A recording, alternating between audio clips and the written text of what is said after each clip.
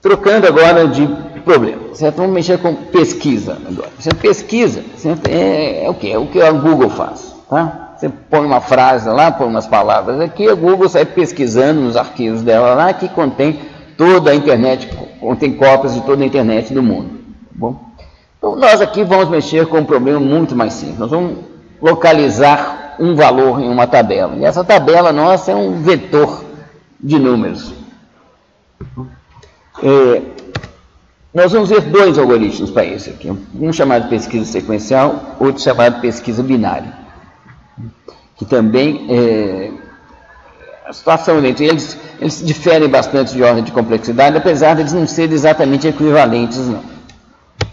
Bom, a outra coisa é que se vocês quiserem pesquisar alguma coisa, é melhor vocês usarem uma função chamada find, que é fornecida pelo Scilab, que é muito eficiente, muito elegante. Bom, então, para a gente ver para que se aplica isso daqui, isso aqui é um problema parecido com o que vocês terão. Aliás, eu não tive tempo hoje de manhã, eu tive uns problemas familiares, e eu não consegui colocar o novo problema, não, vou colocar hoje à noite, tá bom? Mas o problema que vocês terão que resolver é parecido com esse daqui. E vocês verão aqui que esse é o tipo de problema prático.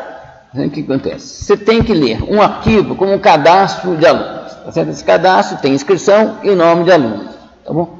Depois disso, ele fica lendo uma inscrição, uma nota, uma inscrição, uma nota. Tá bom? Para cada inscrição e nota lidos, é preciso pesquisar no cadastro, encontrar o aluno correspondente e gravar a nota. Tá bom? Então, assim, se esse aqui é o arquivo de entrada, tá bom? O arquivo de cadastro, ou seja, tem inscrição e nome, bom?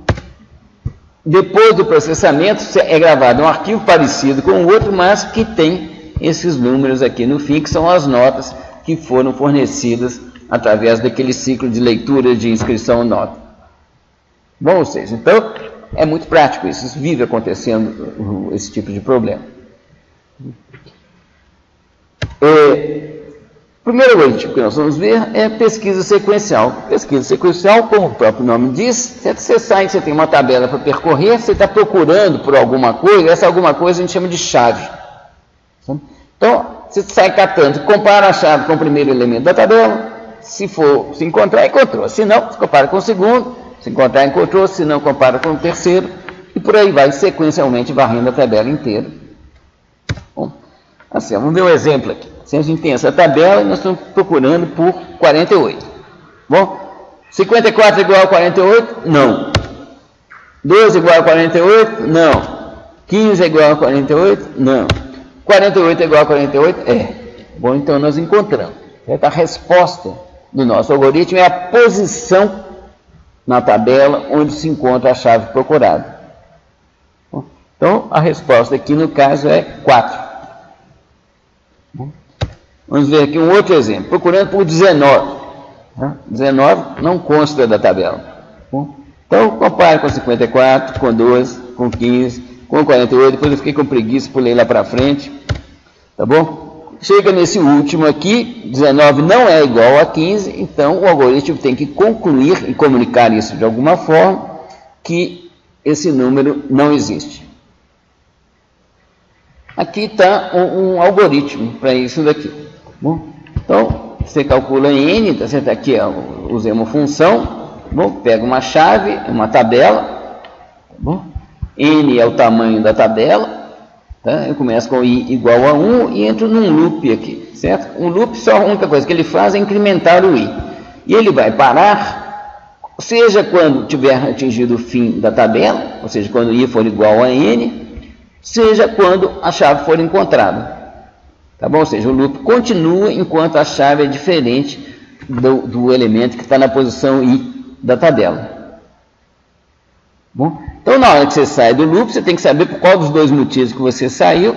Então, você pergunta mais uma vez, a chave é igual à tabela em si? Se for, eu faço P, tá certo? Que é o resultado da função, tá? O parâmetro de saída, eu faço P igual a I.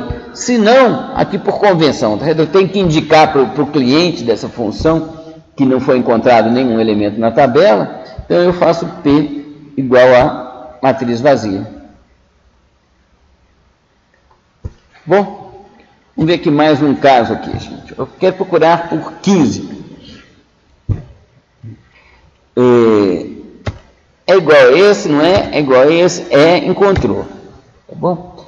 Bom, você encontrou, que é uma variação. Agora você, e esses dois outros aqui?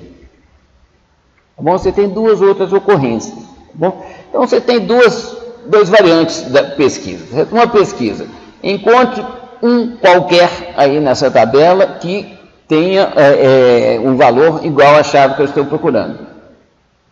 Outro, encontre todas as posições de todos os elementos da tabela que tem valor igual à chave procurada. Para fazer isso, a gente tem esse outro algoritmo aqui, ó, que a gente faz o seguinte: a gente vai devolver em P um vetor de índices das posições na tabela que contém a chave, tá? Procurada. Então, aqui, ó, n é igual ao tamanho da tabela, tá bom? Enquanto i for menor do que n, se a tabela, se o iésimo elemento da tabela for igual à chave, eu faço p igual a p seguido de i, ou seja, eu acrescento um índice nesse vetor de índices. Bom, depois disso faço i igual a i mais 1. Bom, então com essa simples modificação aqui, a gente consegue utilizar o algoritmo de pesquisa sequencial para encontrar todas as ocorrências de uma chave em uma tabela. Bom, qual que é a complexidade da pesquisa sequencial? Se n é o tamanho da tabela, a gente caracterizando o tamanho da entrada aqui como o tamanho da tabela, assim, o número de comparações, se a chave que você está procurando for o primeiro elemento da tabela, você vai fazer uma comparação. Certo? Se ele for o quinto, você vai fazer 5 comparações. Se ele for o último, você vai fazer n comparações. Tá bom? Se ele não estiver na tabela, você vai fazer também n comparações. Tá certo? Ou seja, o pior caso, ele ocorre, seja quando a chave procurada está na última posição, seja quando você está procurando por uma chave que não consta da tabela, caso em que você faça n comparações. Bom, então, o que eu já posso dizer, gente, que a complexidade da pesquisa sequencial ela é O de n, certo? Ela cresce com o tamanho da tabela.